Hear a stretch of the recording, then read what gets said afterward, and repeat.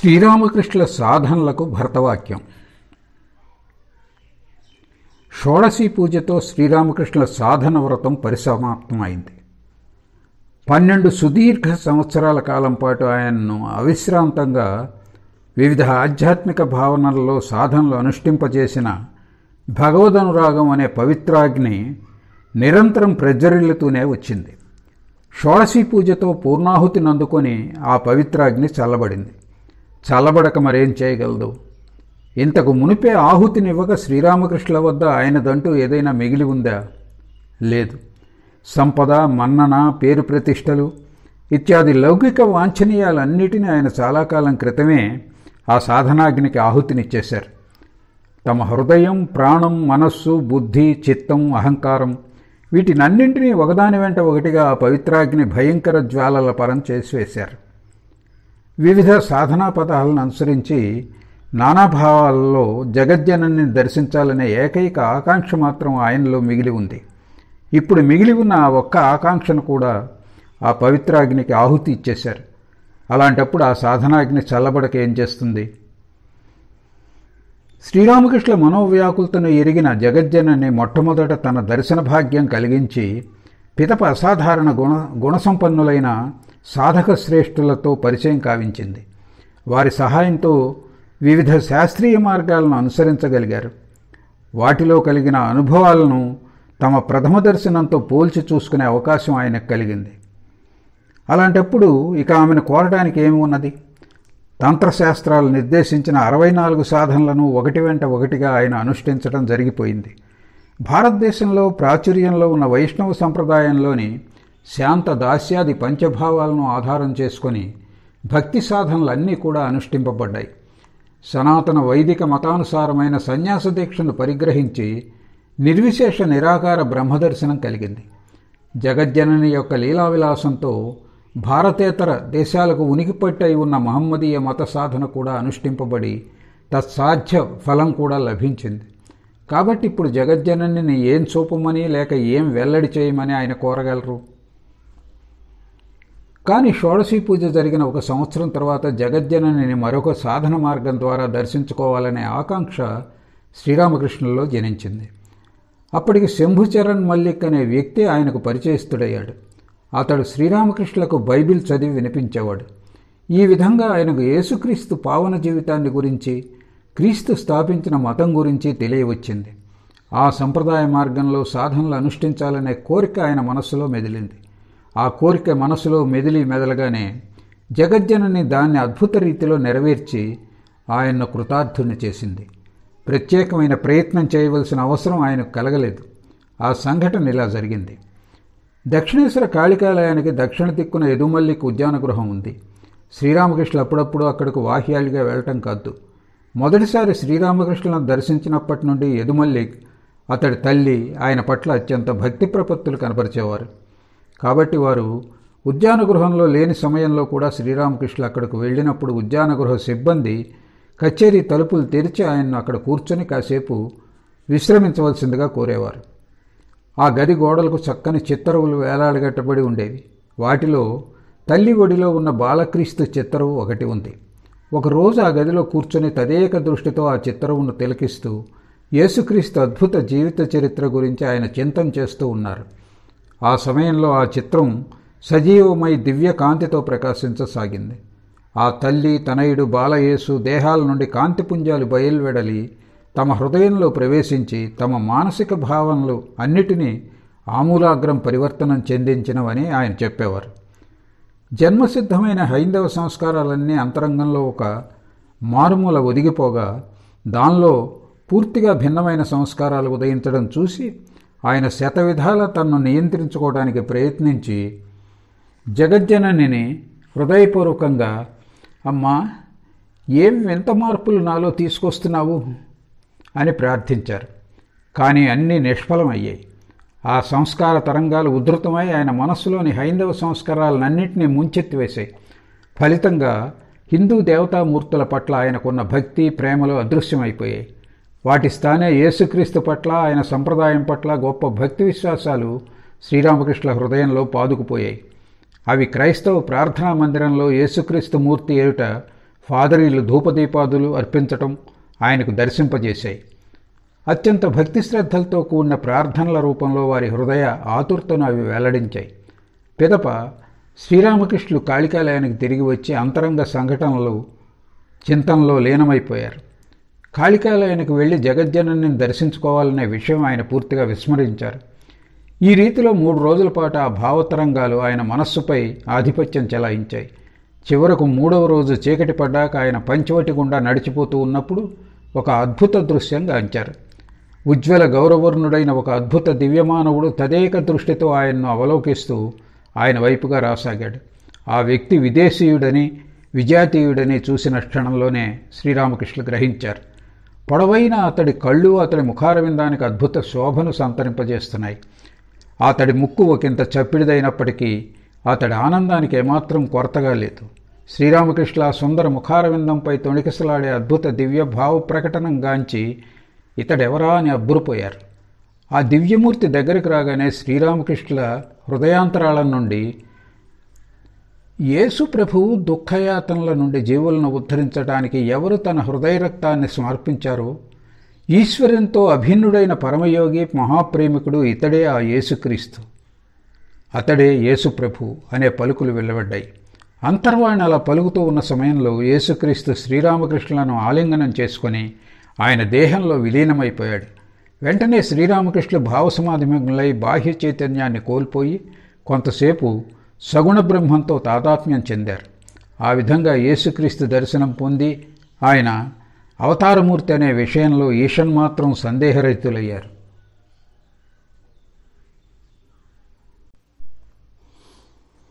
యేసుక్రీస్తు దర్శనం పొంది శ్రీరామకృష్ణుల ఆయన అవతారమూర్తి అనే విషయంలో ఈషన్మాత్రం సందేహరహితులయ్యారు.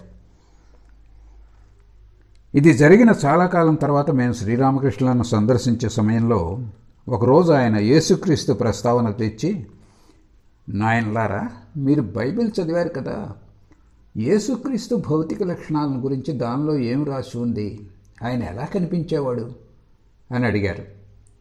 మహాశయ, బైబిల్లో ఎక్కడా ఆయన భౌతిక వర్ణన మేము చూడలేదు. కానీ యూదుడిగా జన్మించడం చేత ఆయన మేనిఛాయ ఉజ్వల గౌరవర్ణంలో ఉండటం, విశాల నేత్రాలు, చిలుక వంటి కొక్కెపు ముక్కు ఉండటం తథ్యం అని మేము జవాబిచ్చాం. మేము అలా చెప్పగానే శ్రీరామకృష్ణులు, కానీ ఆయన ముక్కు ఒకంత చప్పిడిదై ఉంటుంది నేను చూశాను, ఆయన అలా ఎందుకు చూశానో తెలియటం లేదు అని అన్నారు. అప్పటికి ఏ మాట ఆయనకు చెప్పకపోయినా మేము ఇలా యోచించాం, భావసమాధిలో ఆయన చూసిన స్వరూపం వాస్తవమూర్తితో ఎలా సరిపోలుతుంది? అందరి యూదుల మాదిరే ఆయన ముక్కు దీర్ఘంగా ఒకంత మెలితిరిగి ఉండటం నిశ్చయం. కానీ శ్రీరామకృష్ణ మహాసమాధి తదనంతరం యేసుక్రీస్తు శరీర నిర్మాణం గురించి 3 విభిన్న వర్ణనలు ఉన్నాయని, వాటిలో ఆయన ముక్కు ఒకంత చప్పిడిగా ఉండేదనే వర్ణన ఒకటి ఉందని మాకు తెలియవచ్చింది. ప్రపంచంలో ప్రాబల్యం వహించిన ప్రధాన మతాలన్నిటిలో శ్రీరామకృష్ణులు పరిపూర్ణత్వాన్ని పొందడం చూసి బుద్ధ భగవాన్ని గురించి ఆయనకు ఎలాంటి అభిప్రాయం ఉండేదనే ప్రశ్న పాఠకుల్లో తలెత్తవచ్చు. కనుక దాని గురించి మాకు తెలిసిన విషయాలు ఇక్కడ పొందుపరచడం సముచితం. హైందవ జనసామాన్యం బుద్ధుని ఏ రీతిలో పరిగణించారో ఆయన కూడా అదే విధంగా పరిగణించారు. అంటే సదా ఆయన బుద్ధుని భగవదవతారంగా విశ్వసించి హృదయపూర్వకంగా పూజ్యభావంతో ఆరాధించారు. అంతేకాక పూరీ క్షేత్రంలోని శ్రీ జగన్నాథ, సుభద్ర, బలరాముల రూపంలో బుద్ధదేవుని అవతారతత్వం ఈనాటికి అభివ్యక్తం అవుతూ ఉందని ఆయన విశ్వసించారు. జగన్నాథుని అనుగ్రహంతో జాతిభేదాలేవి పాటింపబడవనే విఖ్యాతి పూరీ క్షేత్రానికి కలిగిందని విని శ్రీరామకృష్ణులకు ఆ క్షేత్రాన్ని సందర్శించాలనే తీవ్ర ఇచ్ఛ జనించింది. కానీ తాను అక్కడికి వెళితే తమ శరీర పతనం తథ్యమని ఎరిగి జగజ్జనని సంకల్పం కూడా అందుకు విరుద్ధంగా ఉందని యోగ దృష్టితో తెలుసుకొని ఆ సంకల్పం నుండి విరమించుకున్నారు. గంగాజలాన్ని ప్రత్యక్ష బ్రహ్మవారిగా, అంటే జల రూపంలో వ్యక్తమవుతున్న బ్రహ్మంగా శ్రీరామకృష్ణులు సత్వం పరిగణించేవారనే విషయం ఇదివరకే తెలిపి ఉన్నాం. అదేవిధంగా జగన్నాథుని అన్నప్రసాదం స్వీకరించగానే మనస్సు నుండి విషయాసక్తి తొలగిపోయి పవిత్రమవుతుందని, ఆధ్యాత్మిక భావధారణకు ఉపయుక్తమవుతుందని శ్రీరామకృష్ణులు దృఢంగా విశ్వసించేవారు. విధి లేక ఒకంతసేపు విషయాసక్తుల మధ్య గడపవలసిన నిర్బంధ పరిస్థితి ఎదురైతే పిదప వెంటనే ఆయన కాసిన గంగాజలాన్ని ఒకంత జగన్నాథుని ఆటికే ప్రసాదాన్ని నోట్లో వేసుకునేవారు. ఆట్కే అంటే వండిన అన్నాన్ని జగన్నాథునికి నివేదించిన తర్వాత దాన్ని ఎండబెట్టి ప్రసాదంగా సమర్పించడాన్ని ఆట్కే ప్రసాద్ అంటారు. అంతేకాక అట్లే చేయమని శిష్యులకు భక్తులకు చెప్పేవారు. అంతేకాక పైన చెప్పిన బుద్ధుడు భగవదవతారం అనే శ్రీరామకృష్ణ విశ్వాసానికి తోడుగా మరొక సంగతి కూడా మాకు తెలియవచ్చింది. శ్రీరామకృష్ణ గృహస్థ భక్తుల్లో ముఖ్యుడు, గొప్ప కవి, నాటక ప్రయోక్త అయిన గిరీష్ చంద్ర ఘోష్ బుద్ధుని జీవిత చరిత్రను నాటకంగా రచించున్నాడు. ఆ నాటక ప్రదర్శనను తిలకించిన శ్రీరామకృష్ణులు బుద్ధదేవుడు భగవదవతారమూర్తి అనే విషయం నిశ్చయం. ఆయన స్థాపించిన సంప్రదాయానికి వైదిక జ్ఞాన మార్గానికి మధ్య ఎటువంటి వ్యత్యాసము లేదు అంటూ వ్యాఖ్యానించారు. యోగ దృష్టితో ఆయన ఆ విషయం తెలుసుకుని అలా చెప్పారని మా దృఢ నమ్మకం. జైనమత ప్రవక్తలైన తీర్థంకరులను గురించి, సిక్కు మత ప్రవక్తలైన నానక్ నుండి గురు గోవింద సింగ్ వరకు ఉన్న 10 మంది గురువులను గురించి, ఆయా మత సాధకుల నుండి అనేక విషయాలు శ్రీరామకృష్ణులు తమ జీవిత ఉత్తరార్ధంలో విని ఉన్నారు. వారి పట్ల విశేష ప్రేమ ఆదరణలు ఆయనకు ఉండేవి. ఆయన గదిలో వివిధ దేవతామూర్తుల చిత్రాలతో పాటు యేసుక్రీస్తు చిత్రం ఒకటి, తీర్థంకర మహావీరుని శిలా విగ్రహం ఒకటి ఒక ప్రక్కన ఉండేవి. ఆ చిత్రాలన్నిటితో పాటు ఈ రెంటికి ముందు కూడా ప్రతి ఉదయం సాయంత్రం సాంబ్రాణి ధూపం ఆయన అర్పించేవారు. వారి పట్ల విశేష భక్తి ఆదరణలు కనపరిచినప్పటికీ తీర్థంకరులలో ఎవరినైనా కానీ 10 మంది గురువుల్లో ఎవరినైనా కానీ ఆయన భగవదవతారంగా అభివర్ణించడం మేము వినలేదు. 10 మంది సిక్కు గురువులను గురించి ఇలా చెప్పేవారు. వీరందరూ జనక ఋషి యొక్క అవతారాలు. రాజర్షి అయిన జనకుడు ముక్తి పొందుతున్న సమయంలో లోకశ్రేయస్సు వనరించాలనే ఆకాంక్ష ఆయనలో జనించిందనే విషయం సిక్కులు నాకు తెలిపారు. కాబట్టి ఆయన నానక్ నుండి గురు గోవింద సింగ్ వరకు 10 మార్లు అవతరించి సిక్కు మతాన్ని స్థాపించి ఆ తర్వాత నిర్విశేష బ్రహ్మంలో శాశ్వతంగా విలీనమైపోయాడు. సిక్కుల ఈ లోకోక్తి మిథ్య అని చెప్పడానికి ఏ కారణమూ కనిపించటం లేదు. సకల మత సాధనలన్నిటిలోనూ సిద్ధి పొందిన పిదప శ్రీరామకృష్ణ అసాధారణమైన కొన్ని అనుభూతులు చవిచూశారు. వాటిలో కొన్ని ఆయనకు సంబంధించినవి, కొన్ని సాధారణ ఆధ్యాత్మిక విషయాలకు సంబంధించినవి. వాటిలో కొన్నిటిని ఇదివరలోనే పాఠకులకు తెలిపి ఉన్నప్పటికీ ఇక్కడ ప్రధానమైన వాటిని గురించి ప్రస్తావిస్తున్నాం. సాధనలన్నీ సమాప్తమైన తర్వాత జగజ్జనంలో లీనమై భావముఖంలో నెలకొని ఉన్న కాలంలోనే ఆయనకు ఆ దివ్యానుభూతుల సమగ్ర అవగాహన కలిగి ఉంటుందని భావిస్తున్నాం. శ్రీరామకృష్ణులు యోగ దృష్టి సహాయంతో అవగాహన చేసుకున్నప్పటికీ మేము వాటికి యుక్తియుక్తమైన వివరణను ఇవ్వడానికి ప్రయత్నిస్తాం. మొట్టమొదట, తాము ఒక భగవంతుని అవతారమని, అధికారిక పురుషుడని, తాము అనుష్ఠించిన ఆధ్యాత్మిక సాధనలన్నీ ఇతరుల నిమిత్తమే అని శ్రీరామకృష్ణుల దృఢ విశ్వాసం. ఇతరుల సాధన జీవితంతో తమ సాధన జీవితాన్ని పోల్చి చూసినప్పుడు ఆ రెంటి మధ్య ఎంతో వ్యత్యాసం ఉండటం తమ వివేచనా శక్తితో గమనించారు. సామాన్య సాధకుడు ఏదో ఒక్క భావ మార్గాన్ని అవలంబించి జీవితాంతం ఆ మార్గంలో సాధనలు అనుష్ఠించి భగవద్దర్శనం పొంది పరిపూర్ణ తృప్తిని పొందుతాడు. కానీ శ్రీరామకృష్ణ విషయం వేరు. ప్రతి భావ సాధనలోనూ స్వల్ప వ్యవధిలోనే ఆయన సాఫల్యం చెందారు. కానీ అన్ని మతాల, అన్ని భావాల ప్రకారం సాధనలు అనుష్ఠించి విజయులయ్యే వరకు ఆయన సంతృప్తి చెందలేదు. కారణం లేని కార్యం ఉండదు. తమ విషయంలో ఎందుకు ఇలా జరిగిందనే కారణాన్ని కనుగొనబోయి యోగారూఢులై తత్కారణాన్ని, అంటే తాము అవతార పురుషులని పైన పేర్కొన్న రీతిలో ఆయన తెలుసుకున్నారు. తాము శుద్ధ బుద్ధ ముక్త స్వభావుడు, సర్వశక్తిమంతుడైన ఈశ్వరుని విశేష అవతారం కావడం వల్లనే తమ విషయంలో అలా జరిగిందని ఆయన గ్రహించారు. అంతేకాక అసాధారణమైన తమ సాధనలు ఆధ్యాత్మిక రాజ్యం నుంచి ఒక కొత్త వెలుగును తీసుకొచ్చాయని, ఆ సాధనలన్నీ సర్వజీవ కళ్యాణం కోసం అనుష్ఠింపబడినవే కానీ తమ వ్యక్తిగత అక్కర్లను తీర్చుకోవడానికి కాదని కూడా ఆయన గ్రహించారు. జీవులందరిలా కాక తమకు ముక్తి లేదని శ్రీరామకృష్ణుల ప్రగాఢ విశ్వాసం. సాధారణ తర్కంతో దీన్ని అవగతం చేసుకోవడానికి ఎవరైనా ఎంతో సమయం పట్టదు. ఎవరు ఈశ్వరుని నుండి అభిన్నుడో, ఈశ్వరాంశ సంభూతుడో, శుద్ధ బుద్ధ ముక్త స్వభావుడో, అక్కరలు లేని పరిమితి లేని అలాంటి వ్యక్తి యొక్క ముక్తిని గురించిన ప్రస్తావన ఎందుకు? జీవుల ఉద్ధరణమనే భగవత్కార్యం ఎంతకాలం వరకు కొనసాగుతుందో అంతకాలం యుగ యుగాల్లో అవతరించి ఆ కార్యాన్ని నిర్వర్తించే ఆ వ్యక్తికి ముక్తి ఎలా కలుగుతుంది? శ్రీరామకృష్ణులు తరచూ చెప్పినట్లు, జమీలో ఎక్కడ ఉపద్రవం చెలరేగినా కార్యనిర్వహణాధికారి అక్కడికి పరిగెత్తుకొని వెళ్ళక తప్పదు. యోగ దృష్టితో తమను గురించి పై విషయాలతో పాటు మరో విషయం కూడా ఆయన గ్రహించారు.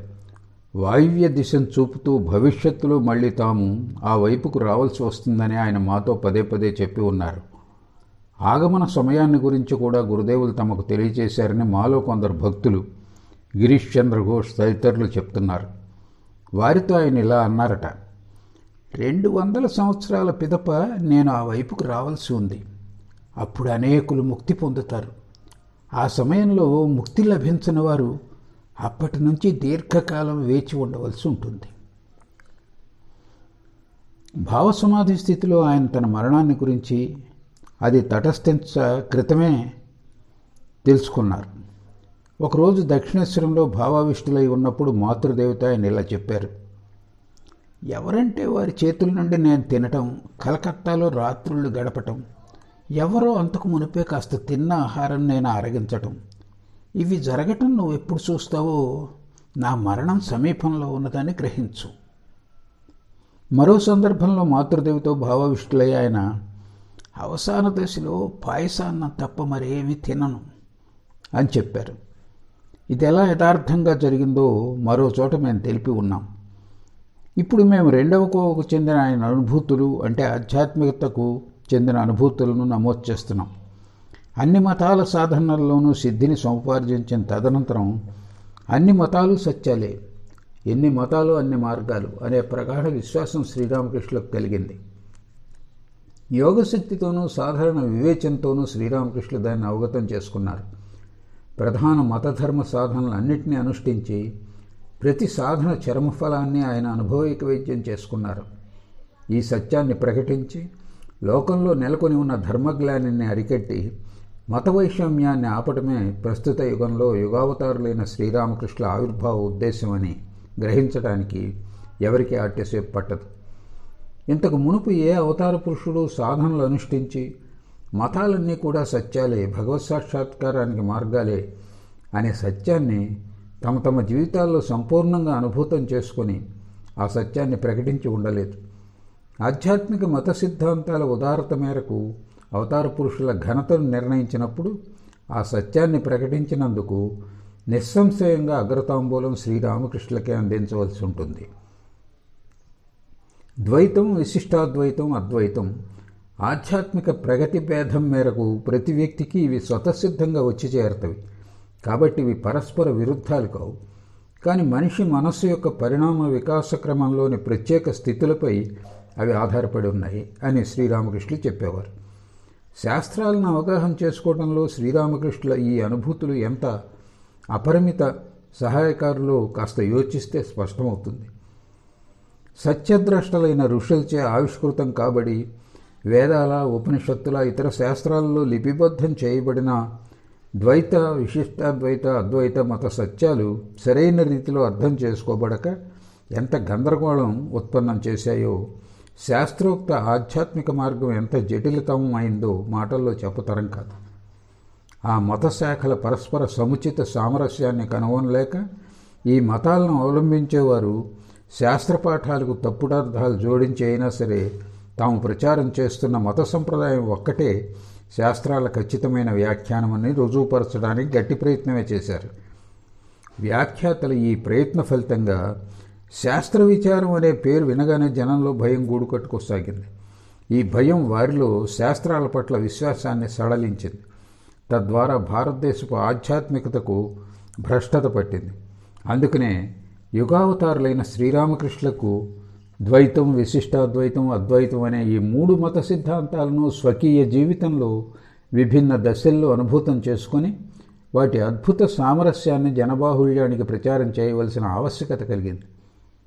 శాస్త్రమర్మాన్ని సమ్యక్ రూపంలో అవగతం చేసుకోగోరితే వాటిని గురించి శ్రీరామకృష్ణుల ఈ నిశ్చితాభిప్రాయాన్ని మనం జ్ఞాపకం చేసుకోవటం ఒక్కటే మార్గం. అద్వైత సాక్షాత్కారమే చరమస్థితి అని తెలుసుకోం. అది మనోవాక్కులకు అతీతమైన అనుభూతి. విశిష్టాద్వైతం వరకు ఉన్న స్థితులను మనోబుద్ధుల ద్వారా అవగాహన చేసుకోవచ్చు, వర్ణించవచ్చు. ఈ స్థితిలో నిత్యం లీల ఈ రెండు సత్యాలే.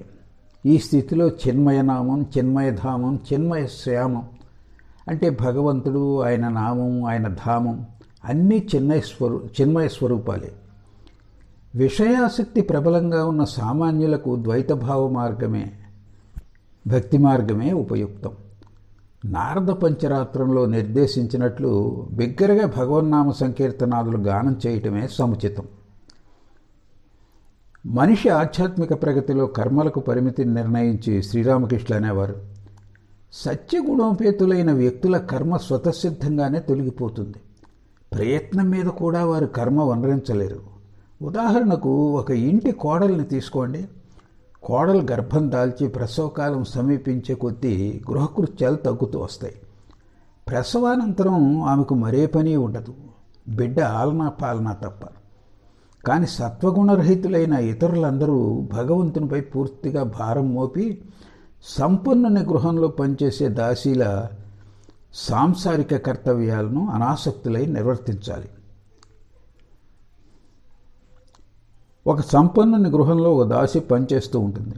ఆమె తన విధులను జాగ్రత్తగా నిర్వర్తిస్తూ ఇంటి వస్తువులను జాగ్రత్తగా కాపాడుతూ యజమాని బిడ్డలను తన సొంత బిడ్డల్లా ముద్దు మురిపాలతో పెంచుతూ ఇతరులతో ఆ కుటుంబ సభ్యురాలుగా మెలుగుతూ ఆ కుటుంబం నిమిత్తం ఇతరులతో తగాదా పట్టడానికి సైతం వెనుదీయక ఆ కుటుంబాన్ని సేవిస్తూ ఉంటుంది. కానీ తాను ఆ కుటుంబంలోని వ్యక్తి కానని, యజమాని లేక యజమానురాలి ఒక్క మాటతో తాను ఆ ఇంటిని వదిలివేయాల్సి ఉంటుందని, తన సొంత ఇల్లు మనుషులు దూర గ్రామంలో ఉన్నారని ఆమెకు సదా జ్ఞాపకం ఉంటుంది. అదేవిధంగా ఓ సంసారి అయిన మనిషి సంసారంలో జీవించు, నీ కుటుంబ సభ్యులతో కలిసిమెలిసి వ్యవహరించు, విద్యుక్తంగా వారికి సేవలు అందించు. కానీ నీ అంతరాంతరాల్లో వారెవ్వరూ నీవారు కారని, నీ ఇల్లు నిజమైన నీ బంధుగణం స్వర్గరాజ్యంలో ఉన్నారని, వారి జీవితానికి ఉనికికి భగవంతుడే కేంద్రమని ఎరిగి ఉండు. భగవంతుని నామజపంతో ఆయన్ను ధ్యానిస్తూ పైన తెలిపిన రీతిలో అనాసక్తతో ఇతర కర్తవ్యాలను నిర్వర్తించడం, ఇదే వారికి తరుణోపాయం. ఈ విధమైన కర్తవ్య నిర్వహణకే కర్మయోగం అని పేరు.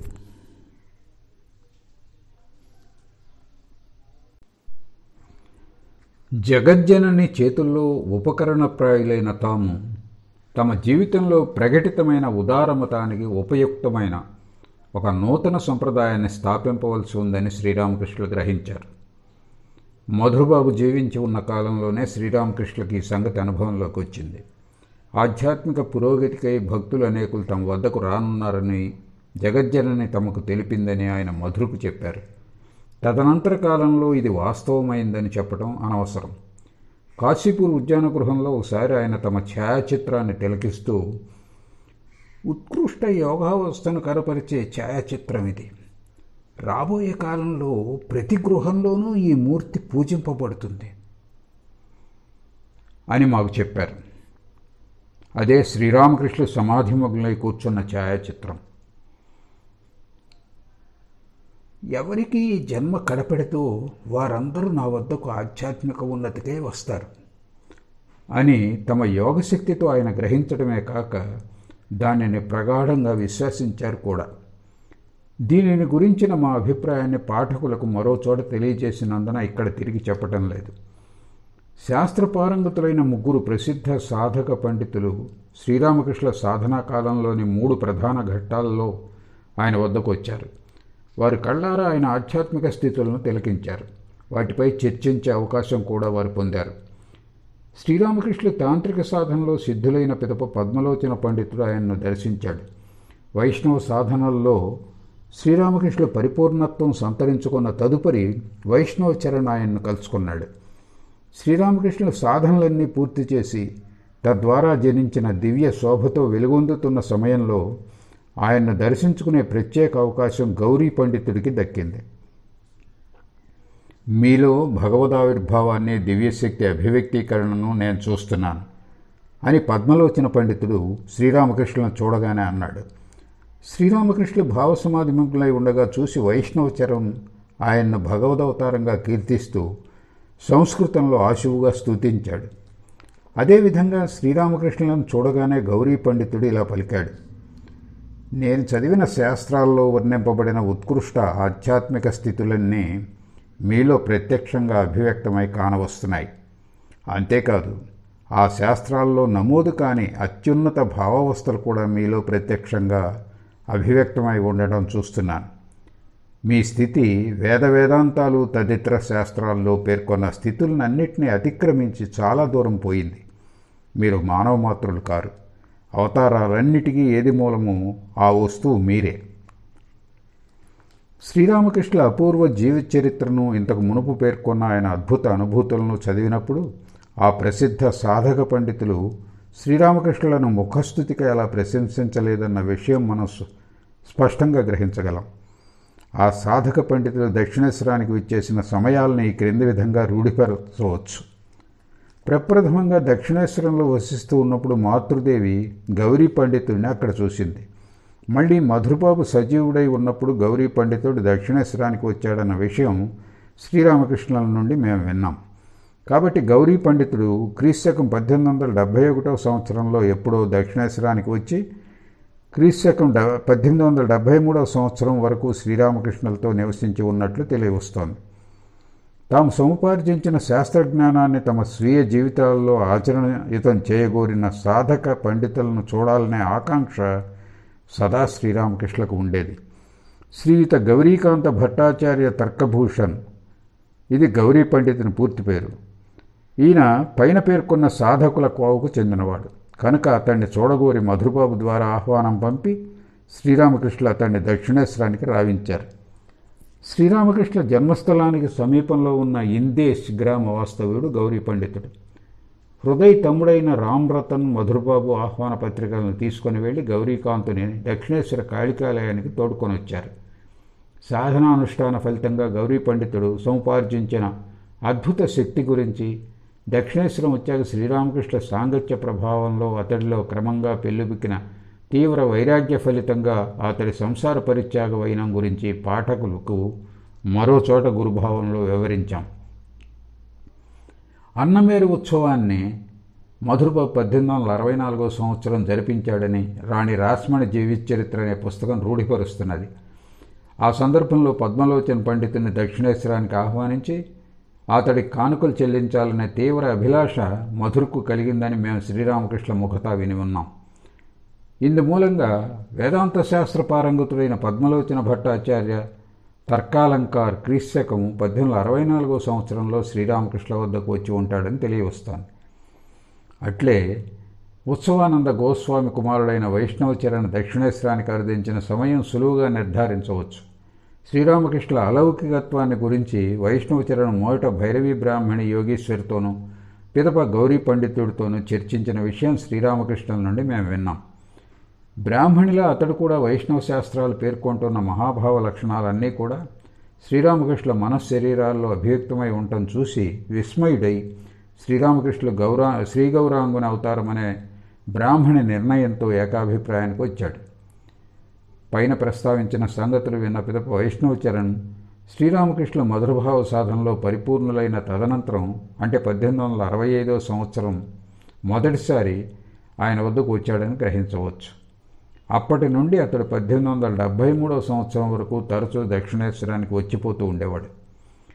పైన ప్రస్తావించిన అనుభూతులు కలిగిన తదనంతరం ఈశ్వర ప్రేరణ ద్వారా శ్రీరామకృష్ణుల మనస్సులో కొత్త ప్రబలమైన ఆకాంక్ష తలెత్తింది. యోగారూఢ స్థితిలో గతంలో తాము చూసిన భక్తులకు కలుసుకోవాలని, తమ ఆధ్యాత్మిక శక్తిని వారికి అందించాలని ఆయన ఎంతో ఆతురత చెందారు. దాన్ని గురించి ఆయన ఇలా చెప్పారు. ఆ ఆతురతకు హద్దు అదుపు లేకుండా పోయింది. పగటి వేళ యావత్తు ఆ ఆతురతను మహాకష్టంతో ఏదో రకంగా హృదయంలో అదిము ఉంచుకోగలిగేవాడిని. లౌకికుల పనికి మాలిన విషయతుల్యమైన ప్రసంగాలు వింటూ అవి అసహనీయమైనప్పుడు వారంతా వచ్చినప్పుడు భగవంతుని గురించి ప్రసంగించి ప్రాణం చల్లబరుచుకుంటాను. నా ఆధ్యాత్మిక అనుభూతులు వారికి తెలిపి హృదయ భారాన్ని తగ్గించుకుంటానని ఏమేమో ఊహించుకునేవాడిని. వాళ్ళు వస్తారనే భావన నాలోనూ నా చుట్టూ ప్రతి విషయంలోనూ అల్లుకుపోయి ఎడతెరిపి లేకుండా వారిని గురించే చింతన చేసే దశకు వచ్చేశాను. ఎవరికేం చెప్పాలో ఎవరికేం ఇవ్వాలోనని సంసిద్ధుడై ఉన్నాను. పగలు గడిచిపోయి సాయంత్రం కాగానే నాలో ఉప్పొంగుతూ ఉన్న ఆతురతను ఎంతటి సహనంతోనూ నియంత్రించుకోలేకపోయేవాడిని.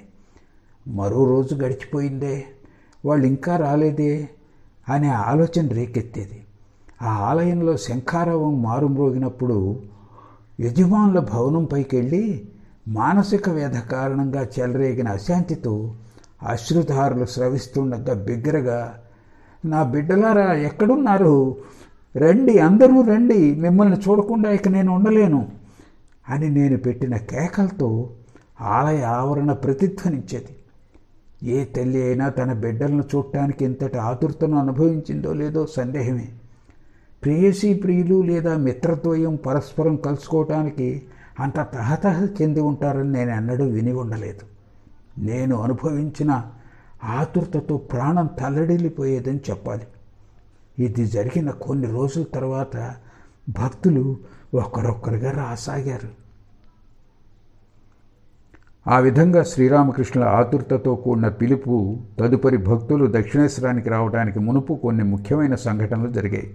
ఆ సంఘటనలు ప్రస్తుత విషయానికి ప్రత్యక్షంగా సంబంధించినవి కానందున వాటిని ఈ గ్రంథ ప్రస్తుత విభాగపు అనుబంధంలో పొందుపరిచాం.